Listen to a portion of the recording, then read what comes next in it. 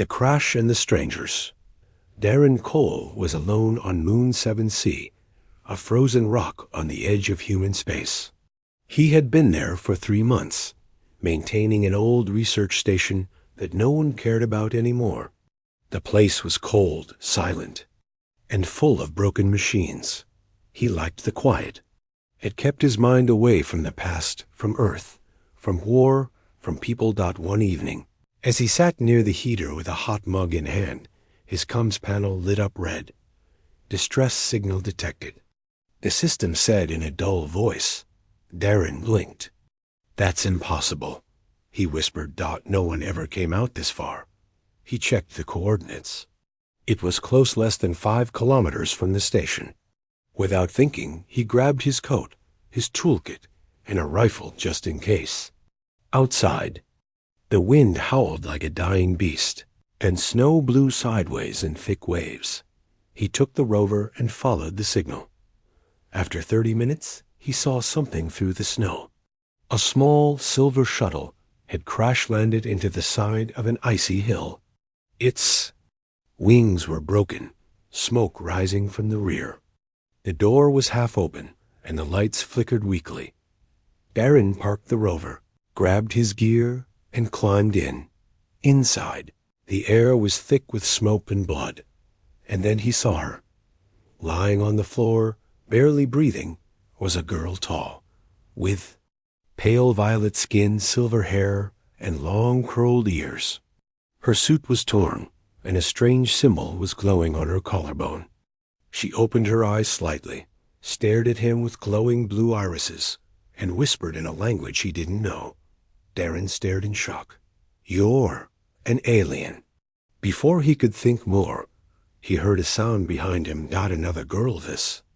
One with dark green skin, sharp red eyes, and armored plates on her shoulders stood with a blade pointed at him. She was bleeding too, but still standing. "Back off," she growled in rough English. "She's mine." Darren raised his hands. "I'm not here to fight. I'm trying to help." The green-skinned girl stared at him for a long second, then collapsed. Back at the station, Darren placed both aliens in the medical pods. His station had only 2, just enough. He wasn't a doctor, but the automeds scanned their bodies and began healing protocols. 3 hours passed. Then, one by one, they woke up. The green-skinned girl spoke first. "Where am I?" she asked, her voice tired but strong. "My outpost. You crashed near here," Darren said. She sat up, eyes darting. "Where is the Velinari girl?" "She's alive, healing, just like you." The alien's eyes narrowed. "She's dangerous. You should have let her die." Darren frowned. "I'm not in the habit of letting people die, alien or not." Then the violet-skinned girl woke up too, and things got worse. Their names were Zira of Eketh and Lyriel of Velinar. Both came from enemy planets in a long, ugly war. According to them, they were prisoners on the same ship until something went wrong, and they escaped in a shuttle. Then they crashed. Now they were in the same room, both weak, both wounded, but still full of hate. "You'll kill us both," Lyriel said, glaring at Zira. Zira snapped back. "I'd rather die than share air with your kind."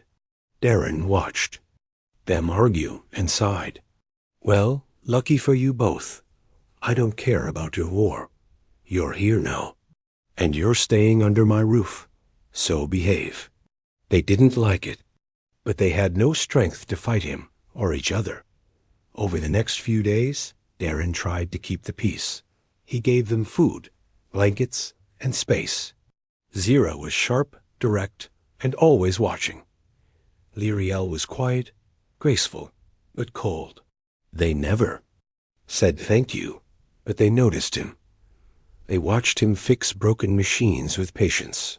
They saw him cook simple meals and offer the better share to whoever looked hungrier. They saw how he treated them equally, even when they refused to speak. To each other. One night, as he worked on the rover, Lyriel brought him tea. He raised an eyebrow. Didn't expect that. I watched you fix the hydro pump. You saved us. We owe you. Glad you noticed. As they sipped in silence, Zira stepped in. She tossed him a small red crystal. That powers weapons. Yours are weak. Use that. Darren looked at both of them. Something had changed. Not peace, but something new. A strange tension. A silent challenge. They were both watching him now. Not as a rescuer, but as something else. He didn't know it yet, but the real war was just beginning. Asterisk. The rivalry begins. The days passed slowly on Moon 7C. Snow never stopped falling outside. The wind never took a break. But inside the outpost, something was heating up. Zira and Lyriel were healing fast too fast. Darren noticed their alien biology repaired skin, bone, and muscle better than any human could. But that wasn't the problem. The real problem was how they looked at him now. Not with hate, not with fear, but with desire. With competition. It started with small things. One morning, Darren walked into the small kitchen and saw breakfast already made. Warm broth, fried root slices. He blinked. Zira stood there with arms crossed. I cooked, she said. Eketh food. High protein. You'll need strength for repairs. Darren sat down, surprised. Thanks. But before he could finish one bite, Lyriel entered, carrying a glowing blue flower. She placed it on the table. Velanor bloom. It keeps the air fresh, better for breathing in cold spaces. Zira's jaw clenched. Darren didn't say a word. Later, when Darren went to fix a broken heater in the north wing, he found it already repaired, not just fixed, upgraded. New wires, reinforced panels, more efficient circuits. He checked the system logs. Lyriel had done it. Impressive, he said to her that evening. She only nodded, watching him with calm, glowing eyes. But Zira overheard. The next day, Darren found his broken plasma rifle, not only fixed, but charged with the red Eketh crystal. Looked smug. Now you can shoot ice wolves through walls. Darren started feeling like he was in the middle of something not quite normal. Both girls followed him around the station now, pretending to be helpful. One offered tea. The other carried tools. One cooked. The other cleaned. They never spoke to each other, but their eyes met often, and those looks were like knives. One night, it went too far. Darren was in the comms room, trying to boost the signal for an emergency beacon. Suddenly, the lights flickered. Power dropped. Then he heard shouting. He rushed to the hallway and found Zira and Lyriel fighting with energy blades. Zira's eyes burned like fire. You tried to poison my food. Lyriel stepped back, blade raised. You tampered with my oxygen mask last night? Darren stepped between them. Stop it, he shouted. You want to kill each other after everything we've been through? They froze. Darren looked at them angry, tired, and cold. I saved both of you. I let you into my home. And this is how you act? Both women lowered their weapons, ashamed. Zira spoke first. She tried to win you with tricks. Lyriel looked down. I only wanted him to see my heart. Darren blinked. See what? Neither answered. That night, Darren sat alone in the control room, staring at the stars. The snowstorm outside had finally slowed. The moon was quiet again. He heard soft footsteps. Lyriel entered, her silver hair glowing faintly in the light. She stood beside him. In my world, if two bond sisters want the same male, they must fight until one wins. Darren shook his head. I'm not a prize. She turned to him. Then what are you? Before he could answer, the door opened again. Zira stepped in, arms folded. In Eketh, she said, we don't fight for men. We make them choose. Darren looked at them both.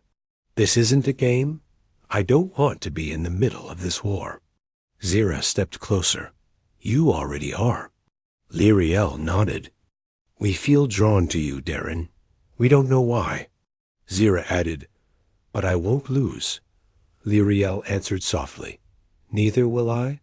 Something deep inside Darren twisted. These weren't just aliens. They were women strong, beautiful, lost, and stubborn. And for some reason, they were both looking at him like he was more than human, like he was special. That night, Darren lay in bed, eyes open. The storm outside had stopped, but inside the outpost, a real storm had just begun. Asterisk. Alien courtship rituals. The outpost had never felt smaller. Darren moved from room to room, fixing systems, eating quick meals, running scans, but always with two sets of eyes silently watching him. Zira and Lyriel rarely spoke now. Not to each other, not in front of him. But they acted constantly. One would clean his tools before he used them. The other would sharpen his knife without a word. One would leave strange fruit from her world on his desk. The other would write his name in glowing ink on the wall. A bonding sign, he later found out. They weren't trying to win him with words. Any more. Now, they were using rituals. It began with Zira. One morning, Darren woke up to find her armor missing, and her standing outside in the snow, barefoot, holding a spear. He ran to the airlock and shouted, What the hell are you doing? She didn't answer. She waited. And then it came. A massive ice wolf, twice the size of a bear, burst from the cliffs, howling.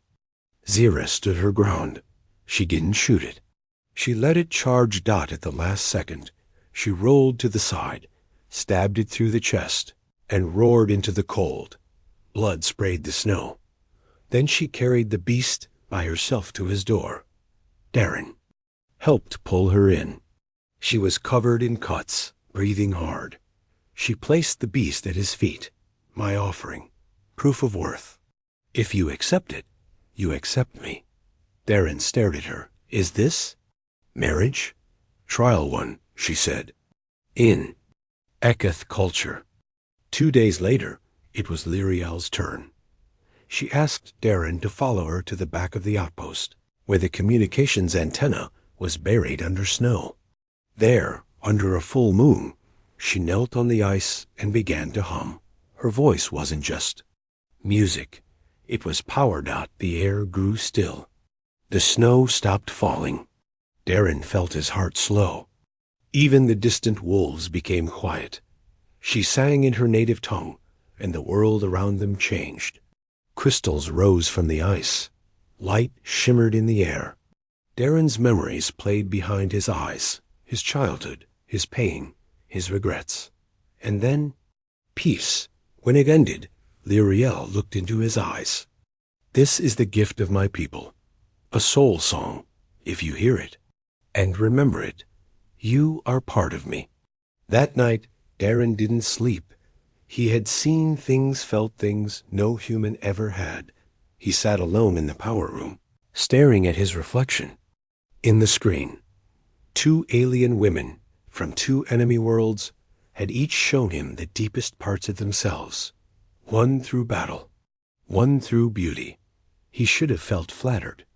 He felt terrified. He tried to escape the problem by working longer. Hours. He walked the edge of the cliffs, stared at the endless ice. Anything to avoid facing them. But it didn't help, because something inside him was changing too. Zira found him first. She didn't speak.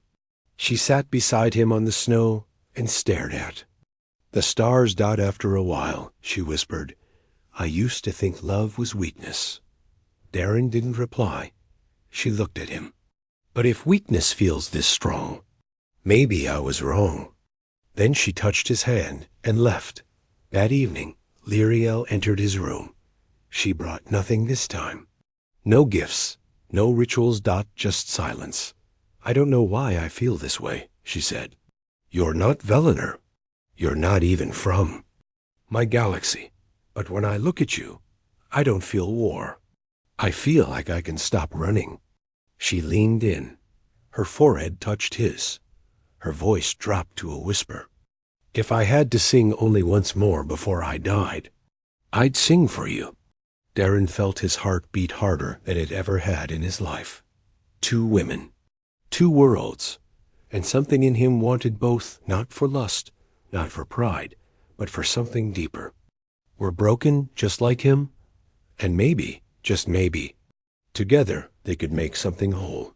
But then everything changed. The outpost scanner blinked red. Darren rushed to the control room. A ship was approaching.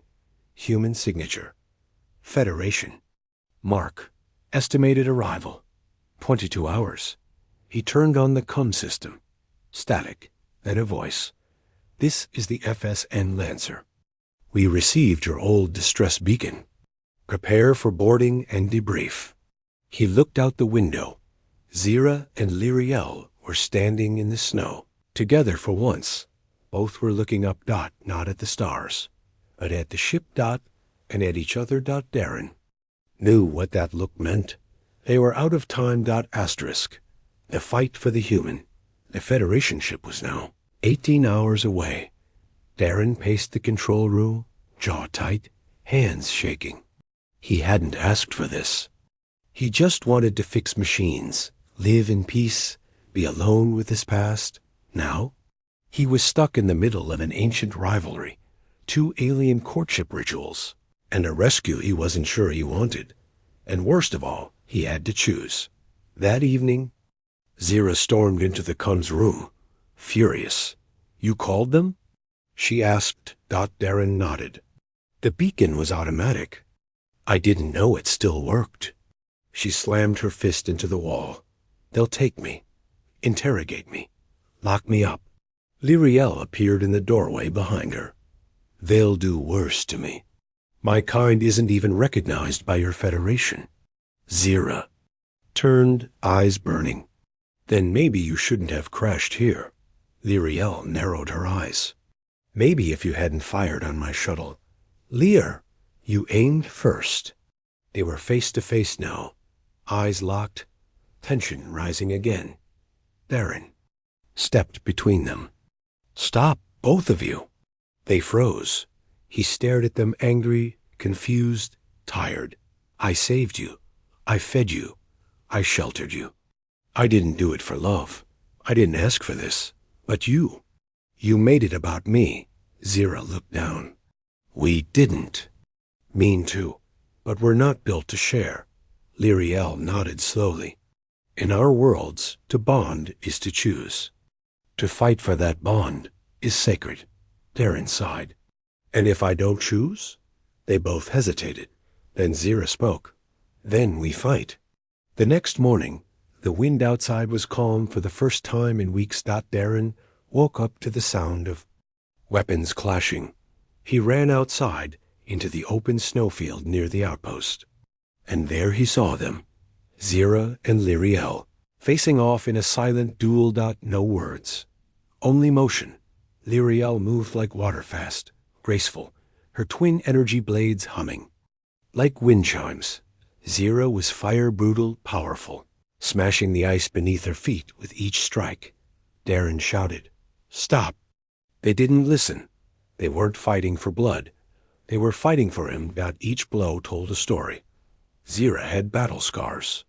Lyriel had music in her movements. They knew each other now. Knew each other's weaknesses. Knew what they were. Both risking. Lyriel landed a hit. Zira fell to one knee, breathing hard. Zira stood up slowly. Her voice cracked. I could kill you. Lyriel raised her blade. Then do it. But Zira didn't move. She stared at Lyriel for a long second, then dropped her weapon. I don't want to win like this, she said softly. Lyriel blinked, stunned. Then she dropped her blade too. Darren stepped forward. What just happened? Zira turned to him, eyes wet. I could have ended it. But I looked at her and saw what I saw in myself. Someone alone. Someone broken. Someone who found something real and didn't want to lose it. Lyriel stepped beside her. We're enemies by birth, but not by heart. Darren was speechless. Then Lyriel looked at him. We both want you, Darren, but we don't want to destroy each other to have you. Zira nodded. So we leave it to you. If you choose one of us, the other will walk away. Silence. The snow began to fall again, soft, slow. Darren closed his eyes. When he opened them, he spoke. I can't. Choose one of you. They both looked shocked. He stepped closer. Because I want both. Zira blinked. That's not possible. Lyriel whispered. Our people don't allow that. But I'm not from your people, Darren said. I'm human. And humans, we choose with our heart. He looked at them, one fierce, one gentle. You both fought for me. You both bled for me. You both healed in front of me. I don't want one of you. I want the family we could be. The impossible choice. Silence. Then Lyriel stepped forward. In ancient Velinar history, there was once a tri-bond, long before the war. It was forbidden, but it worked. Zira raised an eyebrow. We'd have to combine rituals. Impossible. Maybe. Lyriel said, turning to Darren. But we have nothing left to lose. They all stood there in the snow, 3 souls from 3 worlds, on the edge of something never seen before. Above them, the Federation ship entered orbit, but down on the Thea, ice, a different kind of battle had just ended. Not a battle of war, but a battle of the heart. Asterisk. The ceremony under stars. The Federation ship was now only 6 hours from landing. Inside the outpost, tension had turned to quiet.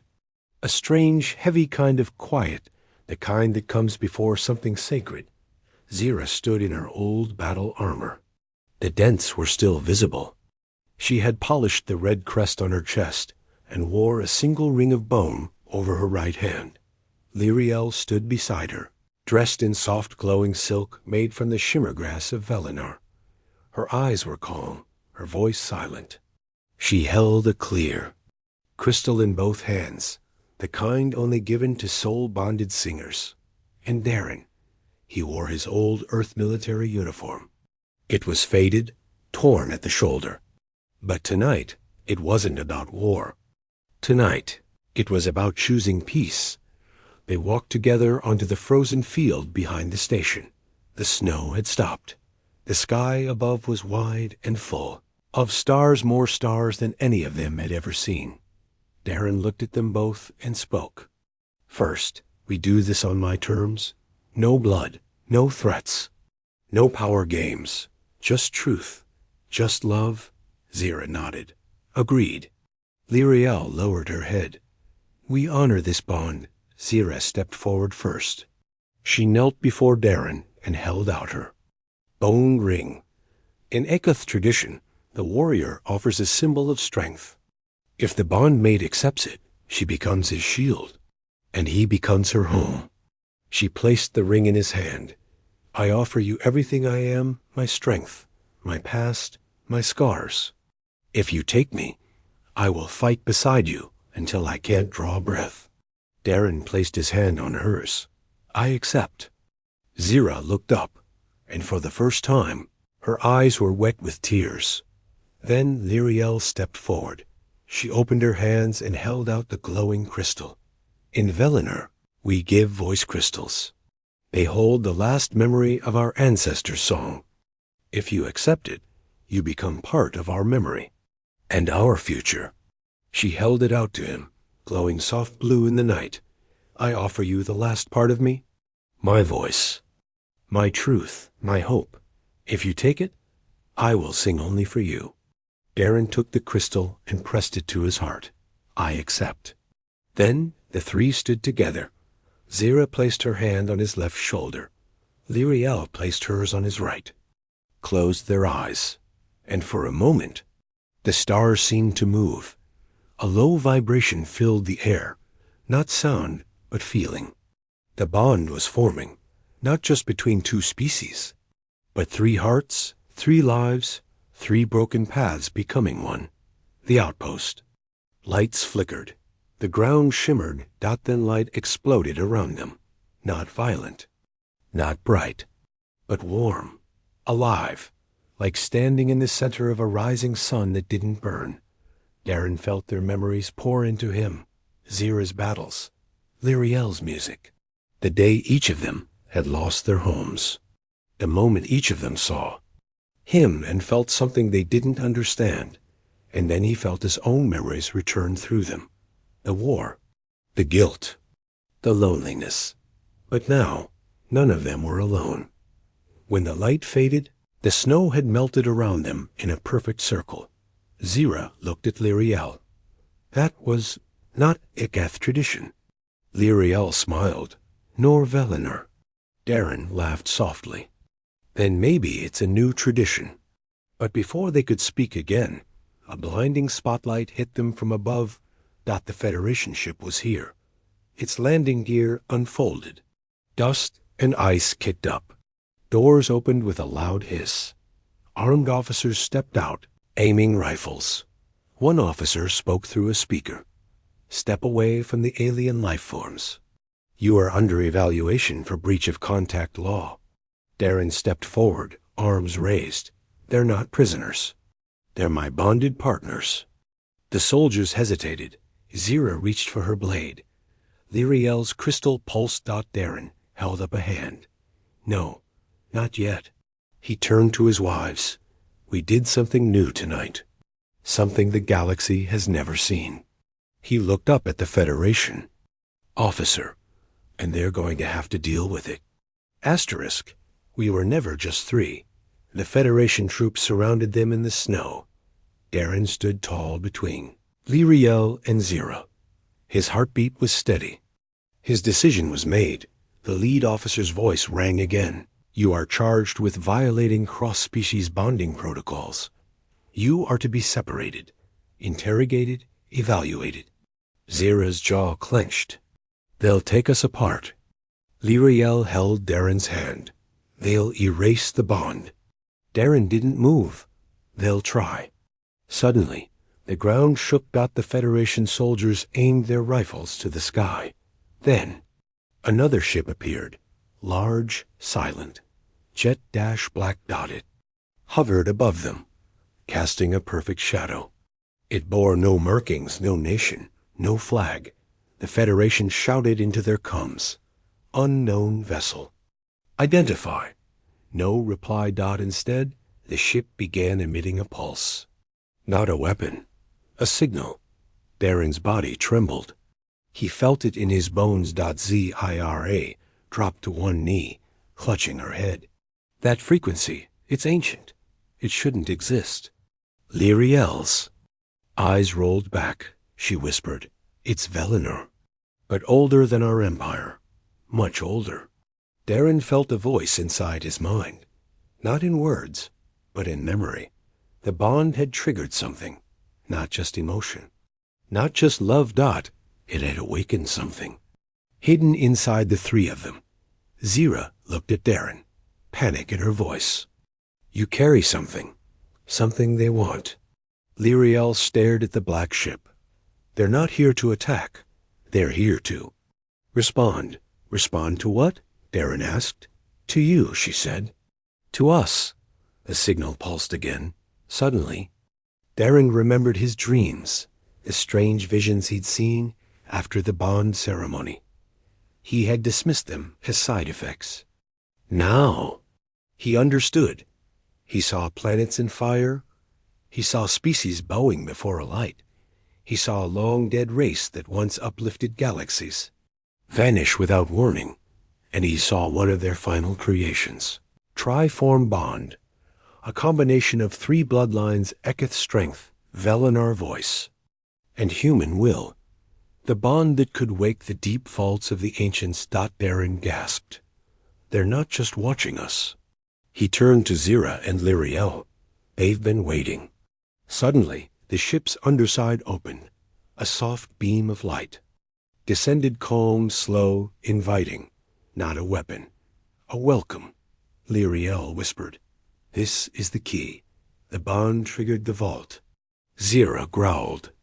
And now every power in the galaxy will come hunting for it. Darren stepped toward the light. The Federation soldiers shouted, "Stay where you are." But Darren didn't stop. Zira and Lyriel followed him. Hands locked tight, they stepped into the beam together and vanished. 2 hours later, Federation officers searched the snow. Nothing. No Garen. No aliens. No ship. Just silence. 3 months. Later, Earth broadcast. Priority Alpha A transmission echoed across every known system. The image was clear. Darren Cole stood in front of a glowing background. His eyes calm, his voice steady. Beside him, Zira and Lyriel.